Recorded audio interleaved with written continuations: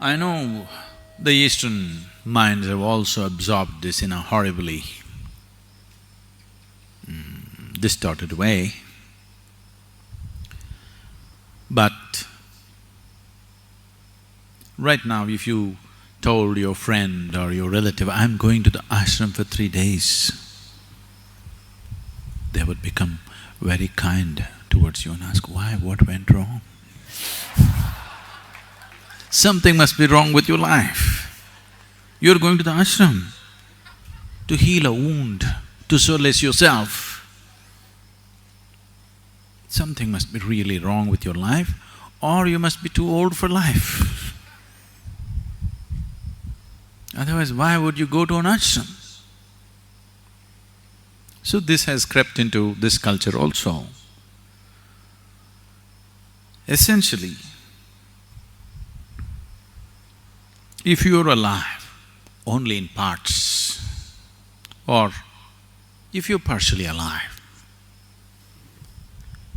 to be partially alive is a terrible torture. Many of you have been through these science classes. I'm sure you opened up frogs and cockroaches, did you? They were nice, lively beings, but you opened them up because you wanted to find their heart and liver and kidney.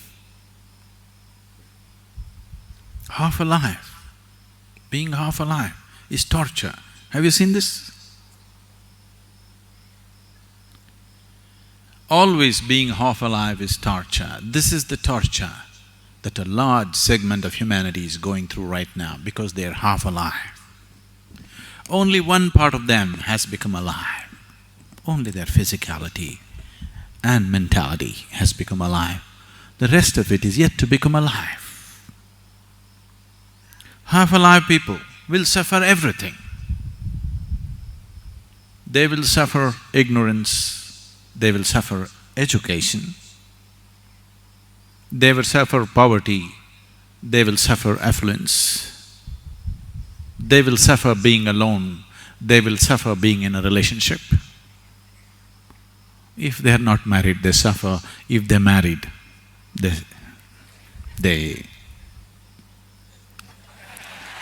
if they don't have children, they suffer that. As if children, if they are there, they can come and bite you. They do. No children, what are you suffering? But that also they suffer.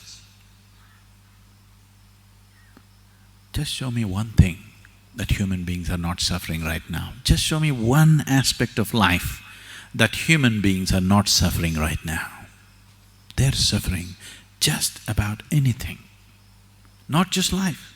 They're even suffering death before it happens. He's thinking of building a pyramid for himself.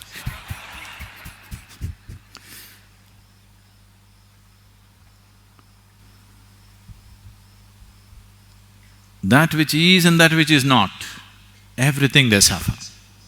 This is not. You are not suffering loneliness, you are not suffering company, you are not suffering money, you are not suffering poverty. What you're suffering is, you're half alive. You're desperately trying to make yourself fully alive through money, through drink, through sex, through going on a trek, coming to the ashram. In so many ways, you're somehow trying to make yourself fully alive, which is yet to happen fully. Here and there you feel a burst of aliveness, but again it ebbs down.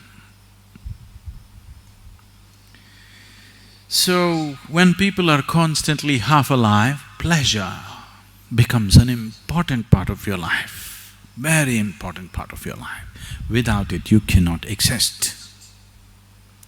Pleasure becomes paramount in your life when you're only half alive, when physicality is all that you know.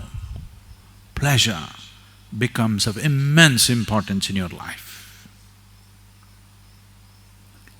If you become fully alive, you will become so blissful, joyful, ecstatic without reason. Bursts of ecstasy within you without any reason. It's almost embarrassing. Now, the thought of pleasure just evaporates. Looking for a drink, looking for some kind of pleasurable thing, just evaporates out of your mind because you're fully alive. When you're fully alive, pleasure disappears. When you're half dead, pleasure is an important thing.